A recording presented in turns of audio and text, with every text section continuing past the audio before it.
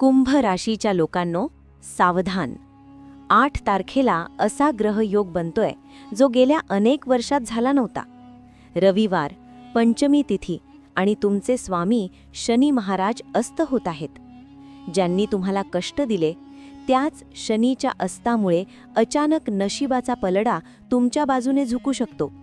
पण लक्षात ठेवा, हा काळ फक्त धाडसी आणि सजग लोकांसाठीच आहे. ज्यांनी योग्य वेळी योग्य उपाय केले त्यांचंच भाग्य चमकणार आहे. शनिदेवावर विश्वास असेल आणि जर तुम्ही खरे कुंभ राशीचे असाल तर कमेंटमध्ये लिहा की शनी माझ्या पाठीशी आहे. आणि हा व्हिडिओ शेवटपर्यंत नक्की पहा, कारण पुढचे 30 दिवस तुमच्या आयुष्याचा टर्निंग पॉइंट ठरू शकतात. 8 तारीख रविवारचा दिवस आहे. पंचमी तिथी विद्यमान आहे आणि या दिवशी एक सर्वात मोठा बदल होण्याचे योग जुळून येत आहेत. तो सर्वात मोठा बदल हा आहे की शनिदेव या दिवशी मावळणार, म्हणजेच अस्त होणार आहेत. शनी अस्त होताच तुमच्या राशीच्या दृष्टिकोनातून तुम्हाला असे जाणवेल की येणाऱ्या किमान 1 महिन्यापर्यंत शनीचा जो नकारात्मक प्रभाव तुमच्यावर सुरू होता, 7.5चा जो उतरता काळ जाणवत होता, ज्यामध्ये छोट्या छोट्या गोष्टींवरून किरकोळ वाद किंवा अस्वस्थता निर्माण होत होती, त्या सर्व नकारात्मक प्रभावातून शनी आता मुक्त होताना दिसेल. मग ते धनाचे प्रकरण असो, खरेदी विक्रीचा व्यवहार असो किंवा तुमच्या सुखाच्या बाबतीत जे काही निर्बंध आले होते, ज्या काही परिस्थिती बिघडल्या होत्या, त्या सर्व गोष्टींमध्ये आता तुमच्या राशीत परिवर्तनाचे योग स्पष्टपणे दिसून येत आहेत. लाभाचे काही नवीन मार्ग आणि नवीन दरवाजे उघडण्याचे योग तुमच्या राशीत तयार होत आहेत. त्यामुळे शनी अस्त होताच तुमचे नशीब पालटण्याचे आणि वारे न्यारे होण्याचे योग खूप लवकर बनताना दिसत आहेत. हे काही काळासाठी आहे. सध्या 7.5चा अंतिम टप्पा सुरू आहे आणि शनी पूर्ण ताकदीत आहेत. अशा वेळी पूर्ण ताकदीत असताना शनी महाराज अनेकदा काही कष्ट देण्याचे योग निर्माण करतात. परंतु किमान 1 महिन्यासाठी तरी शनीचा हा जो नकारात्मक दरवाजा होता तो तुमच्यासाठी पूर्णपणे बंद होताना तुम्हाला स्पष्टपणे दिसेल. पुढे पहा, याचा प्रभाव लवकरच तुम्हाला लाभाच्या मार्गावर घेऊन जाताना दिसेल. शनीचा तो नकारात्मक प्रभाव ज्याने तुमच्यासाठी अनेक दरवाजे बंद केले होते, आता त्यातून किमान काही दिवस तरी दिलासा मिळण्याचे खूप सुंदर योग तुमच्या राशीत बनत आहेत. अशा स्थितीत तुमच्या राशीच्या दृष्टिकोनातून तुम्ही या वेळेचा सदुपयोग केला पाहिजे. जी कामे थांबलेली आहेत त्यांना गती देण्याचा प्रयत्न केला पाहिजे. हीच ती वेळ आहे हे समजून घेण्याची की वारे कधी तुमच्या बाजूने आहेत आणि कधी तुमच्या विरोधात. जेव्हा वारे तुमच्या बाजूने वाहतात त्याचा लाभ घेण्याचा प्रयत्न करा. त्याचवेळी पुढे जाण्याचा प्रयत्न करा. तर कुंभ राशीच्या लोकांनो, तुमच्या राशीचा स्वामी शनी महाराज आहेत आणि ते अस्त झाले आहेत. 7.5चा जो अत्यंत नकारात्मक प्रभाव अंतिम टप्प्यात होता, त्यातून तुम्हाला काही दिवसांसाठी विशेषतः एक दिलासा मिळण्याचे अतिशय सुंदर योग तयार झाले आहेत.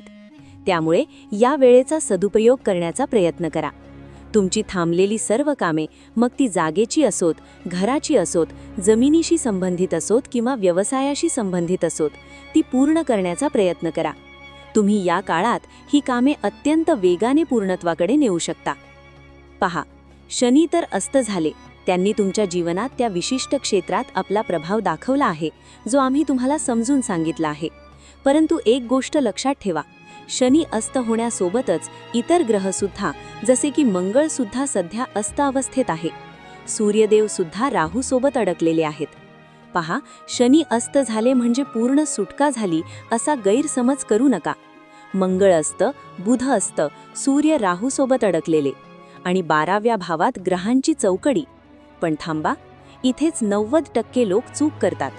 ही वेळ आहे योग्य ठिकाणी योग्य उपाय करण्याची, कारण पुढचा उपाय तुमचं बंद नशीब उघडू शकतो. जर तुम्हाला खरंच या काळाचा पूर्ण फायदा घ्यायचा असेल तर आत्ताच व्हिडिओला लाईक करा, कारण तुमचा एक लाईक या सकारात्मक ऊर्जेला आणखी बळ देतो. आणि हा व्हिडिओ जास्तीत जास्त कुंभ राशीच्या लोकांपर्यंत पोहोचण्यासाठी शेअर करा, कारण कदाचित कोणाचं भाग्य या माहितीमुळे वाचू शकतं. यावेळी एक मोठी विचित्र स्थिती अशी बनत आहे की जिथे शनी विराजमान आहेत त्यांच्यापासून 12व्या भावात सर्व ग्रहांची ही चौकडी जमलेली आहे. शनी अस्त आहेत आणि शुक्र त्यांच्या सोबत विराजमान आहे. हे कुठेतरी परिस्थिती चांगली होण्याचे योग दर्शवित आहे.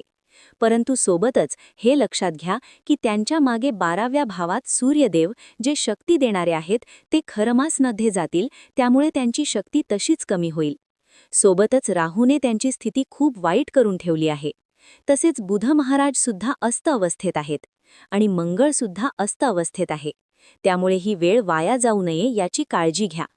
अशा वेळी ग्रहांचे उपाय करणे गरजेचे आहे. आता असे समजा की तुमच्या शरीरात अनेक गोष्टी चांगल्या होत आहेत, पण सोबतच काही नकारात्मक प्रभावही सुरू आहे. मग अशा वेळी तुम्ही मल्टीविटामिन्स कसे घेणार? तर योग्य ठिकाणी योग्य घाव घातला तरच उपाय लागू पडेल. अशा स्थितीत सर्वात पहिले काम काय करावे लागेल? तुम्हाला मंगळाला बळ देण्याचा प्रयत्न करावा लागेल. सुंदरकांडचे पठन करा. हनुमान चालीसा वाचण्याचा प्रयत्न करा. हनुमानजींच्या मंदिरात जाऊन त्यांना शेंदूर म्हणजे चोला अर्पण करण्याचा प्रयत्न करा. किमान मंगळवार आणि शनिवार जोपर्यंत शनी अस्त आहेत तोपर्यंत हे नक्की करा. 15-20 दिवसात सर्व ग्रह राशी परिवर्तन करून पुढे निघून जातील आणि त्यावेळी तुमच्या राशीत जबरदस्त यश मिळण्याचे योग बनू शकतात. परंतु तोपर्यंत शनी जोपर्यंत अस्त आहे हे खूप दीर्घ काळासाठी नाही, साधारण 30 ते 35 दिवसांसाठी हा योग आहे. त्या काळात तुम्हाला सर्वात पहिली गरज आहे ती म्हणजे नित्य हनुमान चालीसा पठणाची. आम्ही तुम्हाला एक मंत्र सांगत आहोत. ओम हं हनुमते नमः. ओम प्राम प्रीम प्रौम सह शनैश्चराय नमः. ओम हं हनुमते नमः. आम्ही शनीच्या मंत्राला संपुट लावले आहे. यामुळे काय होईल की शनीचा नकारात्मक प्रभाव दूर होईल आणि हनुमानजींच्या कृपेने शनीला सकारात्मक शक्ती मिळायला लागेल. शनीचे नकारात्मक प्रभाव हटून ते तुम्हाला शुभ फळांकडे नेतील. हनुमान चालीसा पठणामुळे हनुमानजी मंगळाला देखील शक्ती प्रदान करतील. शक्य असल्यास हनुमानजींना चोला अर्पण करा. दररोज भगवान सूर्याला अर्घ्य म्हणजे पाणी नक्की द्या. सूर्य सध्या अशा नक्षत्रात आहे की तिथे तो काही समस्या निर्माण करण्याचे योग देत आहे. सूर्य सध्या बृहस्पतीच्या नक्षत्रात आहे आणि खरमास देखील सुरू होत आहे. त्यामुळे सूर्याचे बळ आणखी कमकुवत होत आहे. अशा वेळी सूर्याला शक्ती देण्याची गरज आहे. पिवळ्या वस्तूंचे जास्तीत जास्त दान करा. ब्राह्मणांना दान देण्याचा प्रयत्न करा. यज्ञ इत्यादी करा आणि नित्य गायत्री मंत्राचा जप करा. या सर्व परिस्थितींचा लाभ घेण्यासाठी हे उपाय तुम्ही जितक्या जास्त कराल तितका तुमच्या राशीसाठी कल्याणकारी योग तयार होईल. सोबतच बुध देखील अस्त आहे आणि सूर्य राहूची युती सुरू आहे. अशा वेळी या सर्व ग्रहांच्या प्रभावांचे तुमच्या जन्मपत्रिकेनुसार नीट विश्लेषण करण्याची गरज आहे. कोणत्या स्थितीत आणि कोणत्या दशांमुळे हे योग बनत आहेत हे पाहावे लागेल. आम्ही तुमच्यासमोर जे काही उपाय सादर केले आहेत ते करण्याचा अवश्य प्रयत्न करा. गोष्टी बदलाकडे जातील आणि तुमच्या राशीसाठी नक्कीच शुभ योग निर्माण होतील. या महिन्याच्या सुरुवातीला अनेक ग्रहांचा अद्भुत योगायोग बनला. तुम्ही पाहिले असेल की असे दिव्य योग आले ज्यामध्ये छोटे छोटे उपाय करून तुम्ही जीवनातील अनेक कष्ट दूर करू शकता. चंद्रग्रहण येत आहे. काही दिवसांपूर्वी सूर्यग्रहण झाले आणि संपूर्ण जगावर त्याचे परिणाम पाहायला मिळत आहेत. ज्या प्रकारे अशांततेचे वातावरण निर्माण झाले आहे आणि आता दुसरे चंद्रग्रहण येत आहे आणि हे सर्व ग्रहण आगामी काही दिवसांमध्ये महत्त्वाचे आहेत, कारण नवीन संवत देखील सुरू होत आहे. रुद्र नावाचे हे संवत आहे जे 6 तिथींनी सुरू होत आहे. याचा व्यापक परिणाम संपूर्ण जगावर होताना दिसून येईल. 6 तिथींनी रुद्र संवत सुरू झाल्यामुळे जगात अशांततेचे वातावरण निर्माण होण्याची शक्यता आहे. ग्रहांच्या योगायोगातून जागतिक युद्धासारखी परिस्थिती निर्माण होताना दिसत आहे. शनी आपल्या पूर्ण रुद्र रूपात येणार आहेत. आता ते अस्त झाले आहेत, परंतु अस्त झाल्यानंतर वेगवेगळ्या राशींवर त्याचे वेगवेगळे परिणाम होतील. तुम्ही तुमच्या राशीचा प्रभाव समजून घेतला आहे, तर या दिव्य दिवसांमध्ये मग ती होळी असो किंवा ग्रहणाची वेळ असो, शनीच्या अस्ताच्या काळानुसार हे उपाय नक्की करण्याचा प्रयत्न करा. भारतीय संस्कृतीत या सर्व गणना समजून घेण्याचे जे कार्य केले गेले, ज्यामधून ज्योतिष विज्ञाना माध्यमातून ग्रह आणि काल गणना समजून घेण्याचा मार्ग तयार केला आहे, तो खरोखर जीवनात चमत्कार घडवून आणतो. ज्योतिषनुसार ग्रहगणना ही अशी गोष्ट आहे की जिला देश काळ परिस्थितीनुसार समजून घेतले तर तुमच्या जीवनात काय शुभ किंवा अशुभ घडणार आहे याची पूर्वसूचना तुम्हाला मिळते. त्यामुळे या सर्व गणनांचा प्रभाव आपल्या जीवनात पहा. बडे भाग्य माणूस तन पावा या भावाचे स्मरण ठेवा की मोठ्या भाग्याने हा मानवी देह मिळतो. यामध्ये ज्योतिष विज्ञान किंवा कालगणनेच्या ज्या वैज्ञानिक पद्धती आपल्या प्राचीन ऋषीमुनींनी भारतीय संस्कृतीत विकसित केल्या त्याचा लाभ पूर्ण जगाने घेतला आहे आणि आजही घेत आहे. जगात लोक तुम्हाला अनेक भ्रमात टाकण्याचा प्रयत्न करतील. आज पाश्चात्य संस्कृतीचे किंवा कम्युनिस्ट विचारसरणीचे लोक मनात संभ्रम निर्माण करण्याचा प्रयत्न करतात, पण त्याचा काहीही परिणाम होत नाही. पहा, एखाद्या व्यक्तीचा जसा भाग्योदयाचा काळ असतो तसाच संस्कृतीचाही असतो. ज्योतिष ही संगणकासारखीच एक अचूक पद्धत आहे, जिची गणना आजही आधुनिक संगणकाच्या तोडीची आहे. अनादी काळापासून ही व्यवस्था शास्त्रात सांगितली आहे. ग्रहण कधी होणार, ग्रह कधी बदलणार, ग्रह आकाशातून कधी लोप पावणार आणि कधी दिसणार. आज लोक म्हणतात की ऋषींनी फक्त डोळ्यांनी पाहून हे सर्व केले. पण आज पहा, काही दिवसांपूर्वी एका टीव्ही चर्चेत काही लोक बसले होते जे फक्त ढोंग करीत होते. कार्यक्रमापूर्वी आपल्या अंगठ्या काढून ठेवतात आणि टीव्हीवर बसून विनाकारण प्रलाप करतात, लोकांमध्ये भ्रांती पसरवतात. अशा लोकांपासून सावध रहा.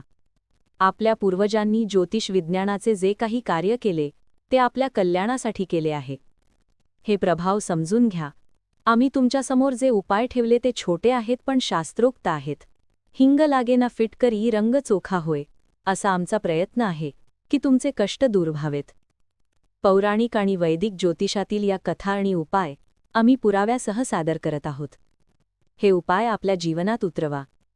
कुंभ राशीच्या लोकांनो, शनी तुमचे स्वामी आहेत. ते रुद्र रूपात येतात, पण भक्तावर कृपा देखील तेवढ्याच शक्तीने करतात. हा एक महिना निर्णायक आहे. हनुमान चालीसा, सूर्याला अर्घ्य आणि मंत्रजप हे जर निष्ठेने केलत तर बंद दरवाजे उघडताना तुम्ही स्वतः पाहाल. जर तुम्हाला वाटत असेल की शनिदेव तुमच्यावर कृपा करतील तर कमेंटमध्ये 11 वेळा लिहा ओम हम हनुमते नमः आणि चॅनलला सबस्क्राईब करून ठेवा, कारण पुढचे 30 दिवस कुंभ राशीसाठी इतिहास घडवणारे असणार आहेत. श्री स्वामी समर्थ.